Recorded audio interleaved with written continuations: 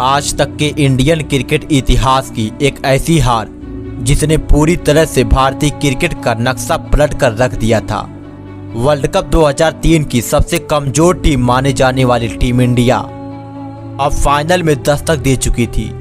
सामने खड़ी थी अभेद किले की दीवार कही जाने वाली टीम ऑस्ट्रेलिया, जिसका केवल एक खिलाड़ी 11 खिलाड़ियों के बराबर होता था, जिसके पास गिलक्रिस्ट और मैथ्यू हेडन के रूप में एक ऐसी सलामी जोड़ी थी जो मैच के शुरुआती ओवरों में ही सामने वाली टीम के परखच्चे उड़ा देती थी। तो इस महा एपिसोड में हम 20 साल पहले खेले गए वर्ल्ड कप की यादों को तरोताजा करेंगे। इस टूर्नामेंट में भारत का पहला मैच हॉलैंड से था, जिसमें भारतीय टीम ने जैसे तैसे लड़खड़ाते हुए जीत हासिल कर ली, लेकिन दूसरे मैच में ऑस्ट्रेलिया से करारी हार झेलनी पड़ी, जिसके बाद भारतीय प्रशंसक सभी खिलाड़ियों के खिलाफ हो गए। देश में खलबली सी मच गई, लेकिन उसके बाद भारतीय खिलाड़ियों ने ऐतिहासिक कमबैक करते हुए लगातार 7 मैच जीतकर सेमीफाइनल में प्रवेश कर लिया। इसी टूर्नामेंट में एक मैच के दौरान सचिन तेंदुलकर ने पाकिस्तान के खिलाफ शोएब अख्तर की ऐसी पिटाई करी थी जिससे अख्तर ने अपने कप्तान से कहकर अपने स्पेल को हटवा दिया था, क्योंकि पारी के शुरू में ही सचिन ने एक ऐतिहासिक छक्का मारा था, जिसके कारण अख्तर हताश हो चुके थे। अख्तर का चेहरा बेबसी की गवाही दे रहा था। उसके बाद सेमीफाइनल में केन्या को हराकर भारतीय टीम फाइनल में प्रवेश कर लेती है। जिस सौरभ गांगुली को वर्ल्ड कप शुरू होने से पहले फूका हुआ कारतूस बताकर दुनिया मजाक बना रही थी, तो वहीं फाइनल से पहले गांगुली को इस टूर्नामेंट का सर्वश्रेष्ठ कप्तान करार दिया गया। गांगुली ने इस वर्ल्ड कप में 3 शतक लगाया था और 1 शतक तो सेमीफाइनल में आया था। अब फाइनल मैच के लिए टॉस होता है। गांगुली ने टॉस जीतकर सबको हैरान कर पहले गेंदबाजी करने का फैसला लिया, क्योंकि मैच में बारिश होने के आसार थे। इसी आसार से गांगुली ने पहले गेंदबाजी करने का निर्णय लिया। इसी सोच के साथ भारतीय टीम फील्डिंग करने मैदान पर आती है। ऑस्ट्रेलिया की तरफ से मैथ्यू हेडन और एडम गिलक्रिस्ट पारी की शुरुआत करते हैं। पहले ओवर से ही कंगारुओं का कहर देखने को मिला। जहीर खान ने पहले ओवर में 10 गेंदें डाली, जिसमें कंगारुओं ने 15 रन कूट दिए।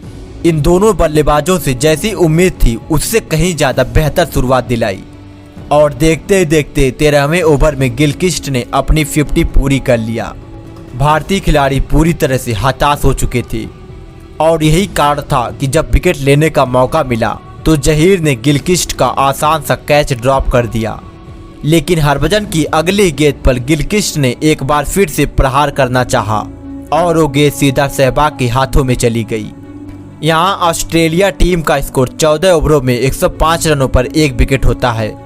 अब ऑस्ट्रेलिया की दीवार में छेद हो चुका था। भारत के पास वापसी करने का सुनहरा मौका था, और फिर हरभजन ने 125 के स्कोर पर हेडन का शिकार कर ऑस्ट्रेलिया को दूसरा झटका दे दिया। सभी भारतीय खिलाड़ी जश्न मना रहे थे, लेकिन किसको पता था कि यह इस पारी का आखिरी जश्न होने वाला है। उसके बाद कुछ ओवरों तक पॉन्टिंग और डेविड मार्टिन ने संभल कर बल्लेबाजी करी, और देखते ही देखते कब इतनी तेजी से इन दोनों का अर्धशतक पूरा हो गया किसी को पता ही नहीं चला। वहीं पर पॉन्टिंग ने तो फाइनल मैच में ऐतिहासिक शतक लगाकर पूरी दुनिया को चौंका दिया। रिकी पॉन्टिंग के करियर की यह बेस्ट पारी थी। इतने दबाव भरे मैच में इतनी धमाकेदार पारी की मदद से ऑस्ट्रेलिया टीम ने 50 ओवरों में 359 रनों का पहाड़ जैसा टारगेट सेट किया। पॉन्टिंग ने 121 गेंदों पर 140 रन बनाए, तो वहीं डेविड मार्टिन ने 84 गेंदों पर 88 रनों की एक बेहतरीन पारी खेली। भारतीय खिलाड़ी शुरू से ही इस मैच में दबाव में थे कि एक्स्ट्रा के रूप में 37 रन खर्च कर दिए। एक इतिहास तो बन चुका था, अब भारतीय टीम को दूसरा इतिहास बनाना था इस वर्ल्ड कप को जीतने के लिए, लेकिन यह इतना आसान भी नहीं होने वाला था। अब भारतीय पारी की शुरुआत करने सचिन तेंदुलकर और सहवाग की जोड़ी मैदान पर आती है। सचिन तेंदुलकर ने पहले ओवर की चौथी गेंद पर मैकग्रा को चौका मार प्रशंसकों को जश्न मनाने का एक मौका दिया।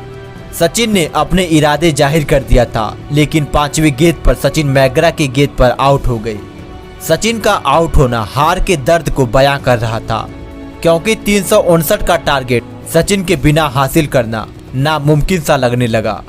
और यही कारण भी था कि पारी का दूसरा चौका चौथे ओवर में सहवाग के बल्ले से निकला।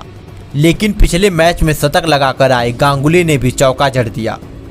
उसके बाद सहवाग ने मैकग्रा को एक करारा चौका मार भारत की उम्मीदों को जिंदा कर दिया और देखकर ऐसा लग रहा था कि अब सब कुछ मुमकिन हो सकता है।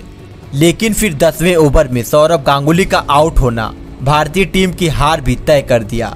कंगारुओं का जश्न भी इसी बात की गवाही दे रहा था। उसके बाद मोहम्मद कैफ भी मैकग्रा की गेंद पर विकेटकीपर को कैच थमा पवेलियन चल दिए। लेकिन सहवाग तो अपने अंदाज में ही बल्लेबाजी कर रहे थे और अब सहवाग की 50 भी पूरी हो चुकी थी। भारतीय टीम का स्कोर 17 ओवरों में 103 रनों पर 3 विकेट था। उसी दौरान बारिश आ गई और बारिश के कारण मैच को रोक दिया गया और जब वापस से मैच शुरू हुआ तो भी सहवाग अपने आक्रामक रवैये के रूप में ही बल्लेबाजी कर रहे थे।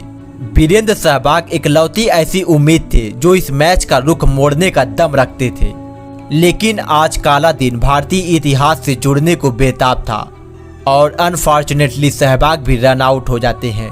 सहवाग ने 84 रनों की एक बेजोड़ पारी खेली, लेकिन कोई भी दूसरा बल्लेबाज उनका साथ नहीं दिया और करोड़ों भारतीय लोगों की उम्मीदें भी 22 गज की पिच पर इसी विकेट के साथ दफन हो गई।